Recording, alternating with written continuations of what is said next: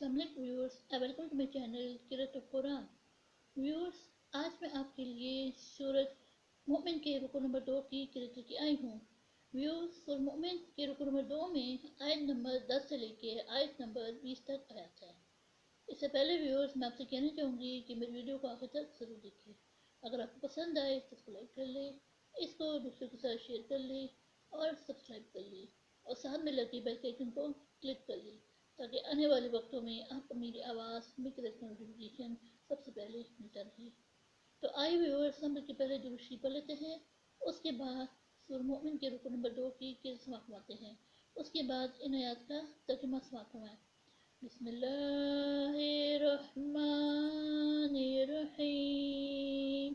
अल्लाहुम्मा सल्लि अला मुहम्मद व अला आलि मुहम्मद कमा सल्लैता अला इब्राहीम व अला आलि इब्राहीम इन्नका हमीदुम मजीद। अल्लाहुम्मा बारिक अला मुहम्मद व अला आलि मुहम्मद कमा बारकता अला इब्राहीम व अला आलि इब्राहीम इन्नका हमीदुम मजीद। अऊज़ु बिल्लाहि मिनश शैतानिर रजीम। बिस्मिल्लाहिर्रहमानिर्रहीम। इन्नल्लज़ीना कफ़रू युनादौना लमक़्तुल्लाहि अकबरु मिन मक़्तिकुम अनफुसकुम इज़ तुदऔना इलल ईमानि फतकफुरून।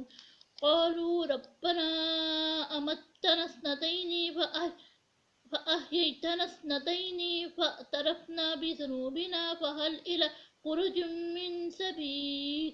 ज़ालिकुम बिअन्नहु इज़ा दुइयल्लाहु वहदहु कफ़रतुम व इन युश्रिक बिही तु'मिनु फ़ल-हुक्मु लिल्लाहिल अलिय्यिल कबीर।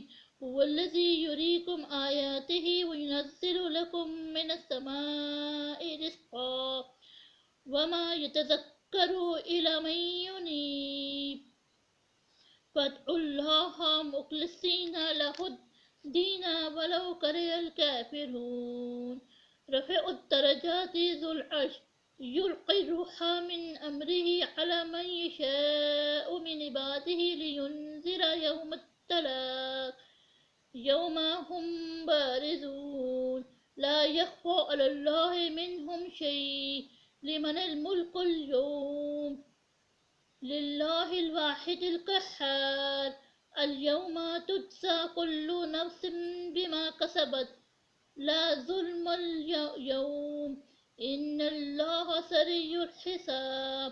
वअन्ज़िरहुम यौमल आज़िफ़ाति इज़िल क़ुलूबु लदल हनाजिरि काज़िमीन मा लिज़्ज़ालिमीन मिन हमीमिन वला शफ़ीइन युतअ यअलमु ख़ाइनतल अ'युनि वमा तुख़्फ़िस सुदूर।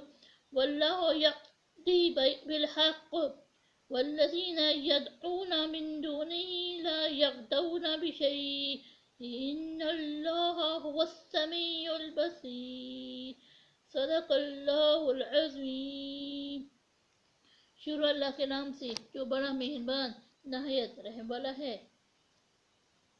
जिन लोगों ने कुफ्र किया उनसे पुकार कर कह दिया जाएगा कि जब तुम दुनिया में ईमान की तरफ बुलाए जाते थे और मानते नहीं थे तो खुदा उससे कहीं ज़्यादा बेजार होता था जिस कदर तुम अपने आप से बेजार हो रहे हो। वो कहेंगे कि ऐ हमारे परवरदिगार, तूने हमको दो दफ़ा बेजान किया और दो दफ़ा जान बख्शी। हमको अपने गुनाहों का इकरार है, तो क्या निकलने का कोई सबील नहीं। ये इसलिए कि जब तन्हा खुदा को पुकारा जाता था तो तुम इनकार कर देते थे, और अगर इसके साथ शरीक मुकर्रर किया जाता था तो तुम तस्लीम कर लेते थे। तो हुक्म तो खुदा ही का है जो सबसे ऊपर और सबसे बड़ा है। वही तो है जो तुमको अपनी निशानियाँ दिखाता है और तुम पर आसमान से रिज़्क़ उतारता है, और नसीहत तो वही पकड़ता है जो इसकी तरफ रुजू करता है। तो खुदा की इबादत को خالص کر کر اسی کو پکارو، اگرچہ کافر برا ہی مانے۔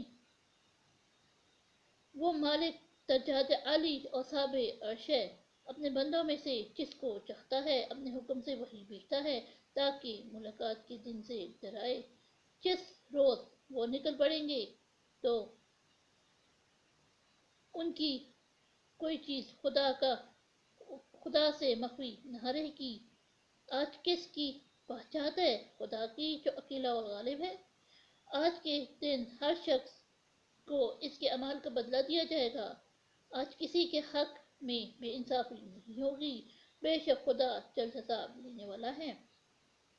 اور ان کے قریب آنے والے دن سے ڈراؤ جبکہ دل غم سے بھر کر